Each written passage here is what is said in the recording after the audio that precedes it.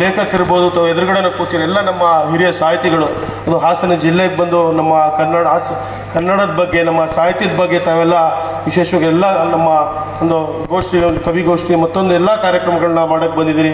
ಇದೇನು ನಮ್ಮ ಹಾಸನ ಜಿಲ್ಲೆ ನಮ್ಮೆಲ್ಲರೂ ಸೌಭಾಗ್ಯ.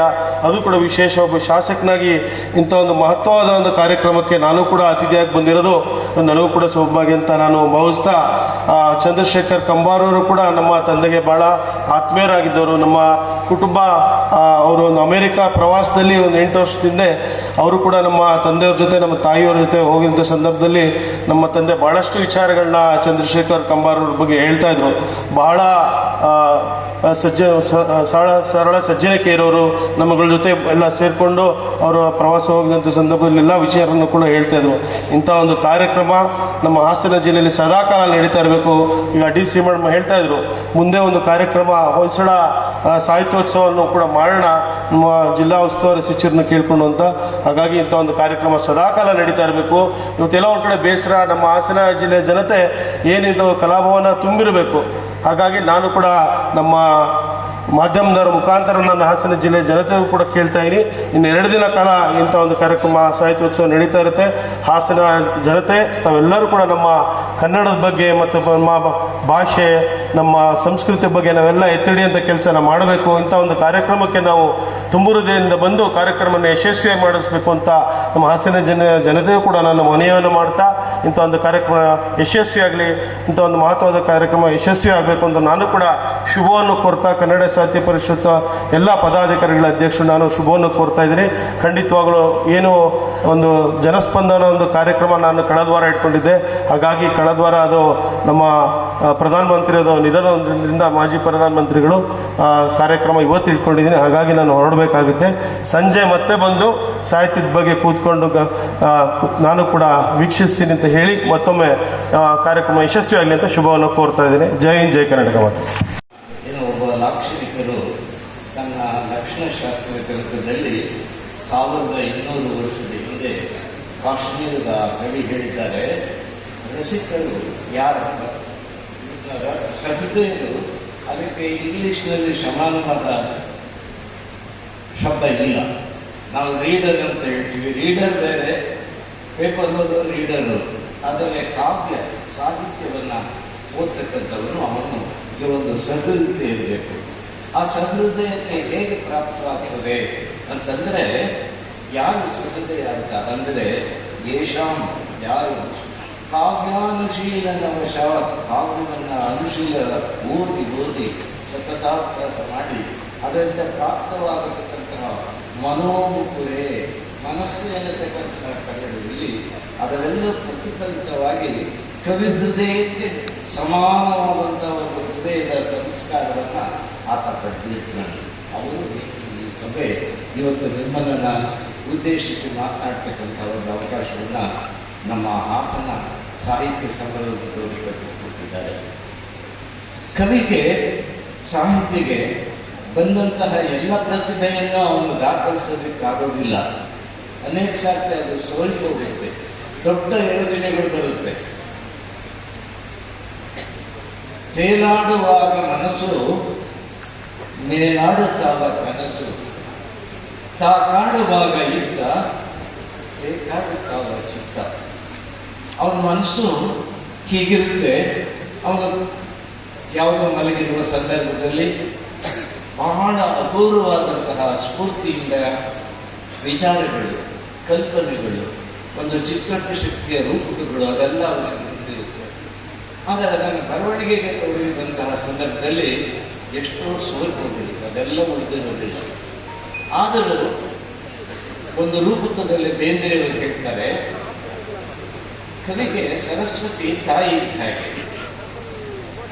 ತಾಯಿ ಹೋಲಿಸಿದ ಮೇಲೆ ತಾಯಿ ಒಂದು ಮಗು ಇರುತ್ತೆ, ಸಂಸಾರ, ತಾಯಿ ಇದ್ದಾಳೆ, ಮಗು ಬೇಡ, ಮಗು ಇದೆ, ಮಗು ಮನೆ ಕೆಲಸ ಮಾಡೋಕ್ಕೆ ಬಿಡ್ತಾ ಇಲ್ಲ. ತಾಯಿ ಎಲ್ಲಿ ಹೋದ್ರು ಸರಿ ಇಟ್ಕೊಂಡು ಓಡಾಡ್ತಾ ಇದ್ದಾರೆ.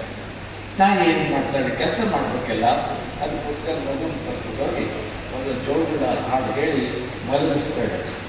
ಮಗು ಎಷ್ಟು ಚುರುಕಾಗಿರುತ್ತೆ ಅಂದರೆ ಅದರೊಂಥರ ಕಪ್ಪಿ ಮುಷ್ಟಿ.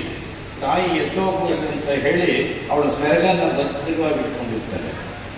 ತಾಯಿ ಎದ್ದೋಗ್ತಾಳೆ, ಹೇಳೋ ಪ್ರಯತ್ನ ಪಡ್ತಾಳೆ.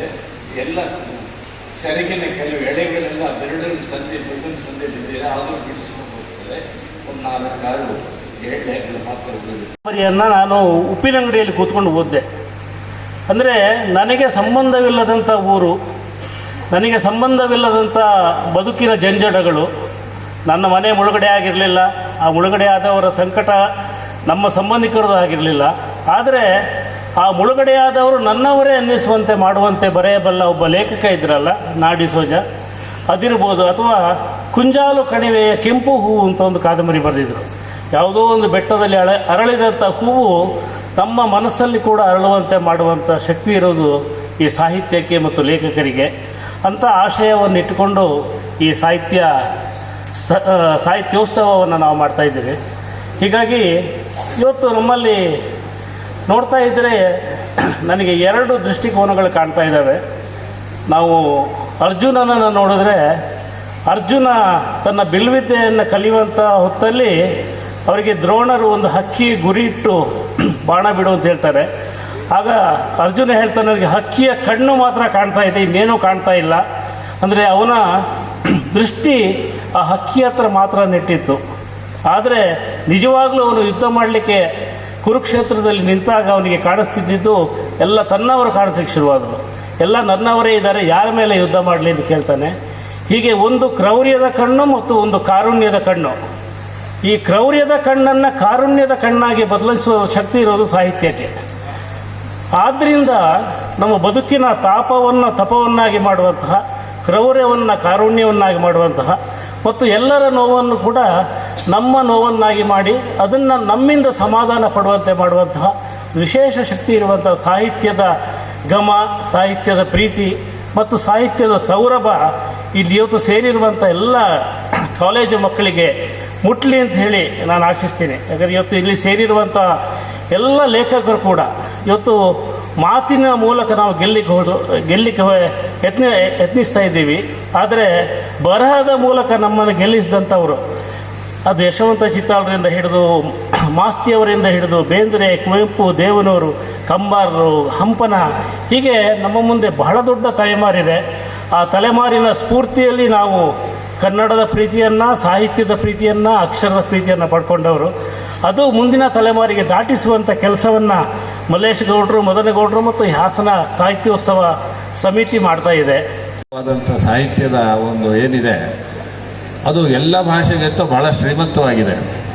ಆದರೆ ಭಾಷೆ ಯಾವಾಗ ಬೆಳೆಯುತ್ತೆ ಅಂತ ಹೇಳಿದ್ರೆ, ಭಾಷೆಯನ್ನು ಹೆಚ್ಚು ಹೆಚ್ಚು ಜನ ಮಾತಾಡಿ, ಹೆಚ್ಚು ಜನ ಸಾಹಿತ್ಯವನ್ನು ಓದೋದ್ರ ಮಾತ್ರ ಜನಕ್ಕೆ ಅದು ಮುಟ್ಟತಕ್ಕಂಥ ಒಂದು ಸಂದರ್ಭ ಇದೆ. ಹಾಗಾಗಿ ಸಾಹಿತ್ಯ ಸಮ್ಮೇಳನಗಳು ಈ ರೀತಿಯಾದಂಥ ವಿಚಾರವನ್ನು ಸರ್ಕಾರಕ್ಕಾಗಲಿ ಜನಗಳಿಗಾಗಲಿ ಮುಟ್ಟಿಸಿ ಕೆಲವು ಬದಲಾವಣೆಗಳನ್ನು ತರತಕ್ಕಂಥ ವೇದಿಕೆ ಆಗಬೇಕು ಅಂತ ಅಷ್ಟನ್ನು ನಾನು ಹೇಳಿ, ಈ ಸಂದರ್ಭದಲ್ಲಿ ನಮ್ಮ ಈ ಸಮಾರಂಭದ ಕೇಂದ್ರ ಬಿಂದುವಾದಂಥ ಅನೇಕ ಪ್ರಶಸ್ತಿಗಳನ್ನು ಪಡೆದು ವಿಶ್ವವಿಖ್ಯಾತರಾದಂಥ ಚಂದ್ರಶೇಖರ್ ಕಂಬಾರಂಥವರನ್ನು ಗೌರವಿಸ್ತಕ್ಕಂಥ ಸುಯೋಗ ನಮ್ಮೆಲ್ಲರದಾಗಿದೆ. ಹೆಚ್ಚು ಜನ ಕನ್ನಡ ಭಾಷೆಯನ್ನು ಓದೋಣ, ಸಾಹಿತ್ಯವನ್ನು ಅಧ್ಯಯನ ಮಾಡೋಣ. ಬರೀ ಸಾಹಿತ್ಯ ಸಮ್ಮೇಳನದಲ್ಲಿ ಅಷ್ಟೇ ಭಾಗವಹಿಸಿದ್ರೆ ಸಾಲದು, ಸಾಹಿತ್ಯದ ಕೃತಿಗಳನ್ನು ಸಹ ಓದತಕ್ಕಂಥ ಅಭ್ಯಾಸವನ್ನು ಮಾಡಿಕೊಳ್ಳೋಣ. ಹೊಸದಾಗಿ ಅನೇಕ ಜನ ಬರ್ತಾ ಇದ್ದಾರೆ. ನಮ್ಮ ಜೋಗಿಯವರು ಸಹ ಅದ್ಭುತವಾದಂಥ ಕೃತಿಗಳನ್ನು ನಡೆಸ್ತಾ ಇದ್ದಾರೆ. ನಮ್ಮ BR ಲಕ್ಷ್ಮಣರಾವ್ ಅವರು ಈಗ ನ್ಯಾಯಾಲಯಕ್ಕೆ ಆಗಾಗ್ಗೆ ನಾವು ದಿನ ಹೋಗ್ಬೇಕು, ವಕೀಲರು ಅವ್ರನ್ನೂ ಸಹ ನ್ಯಾಯಾಲಯಕ್ಕೆ ಒಂದ್ಸರಿ ಎಳೆದಿದ್ವಿ. ಯಾಕೆಂದರೆ ನಾಡಗೀತೆ ಯಾವ ರೀತಿ ಹಾಡಬೇಕು ಅಂತ ಜಡ್ಜ್ ಕೇಳಿದಾಗ ಲಕ್ಷ್ಮಣರಾವ್ ಬಂದು ಕೋರ್ಟಿಗೆ ಎಳೆದು, ನೋಡಿ ಇವರನ್ನೇ ಕೇಳಿ ಸಾಹಿತಿಗಳು ಯಾವ ರೀತಿ ಆಡಬೇಕು ಅಂತ ಪಾಪ ಲಕ್ಷ್ಮಣರಾವರು ನ್ಯಾಯಾಲಯಕ್ಕೆ ಬಂದು ವಾದವನ್ನು ಮಂಡಿಸ್ತಕ್ಕಂಥ ಅವಕಾಶ ನಾವು ಮಾಡಿಕೊಟ್ಟಿದ್ವಿ. ಹಾಗೆ ಇವತ್ತಿನ ದಿನ ಲಕ್ಷ್ಮಣರಾವರವರ ಮುಖ್ಯಸ್ಥದಲ್ಲಿ ಅವರ ನೇತೃತ್ವದಲ್ಲಿ ಇವತ್ತಿನ ದಿನ ಈ ಸಮಾವೇಶ ನಡೆದು ಬಹಳ ಸಂತೋಷದ ವಿಷಯ. ಗಿರೀಶ್ ರಾವ್ ಹತ್ವಾರ್ ಅವರು ಇದನ್ನ ಯುವ ಬರಹಗಾರರಲ್ಲಿ ಬಹಳ ಮುಂಚೂಣಿಯಲ್ಲಿದ್ದಾರೆ.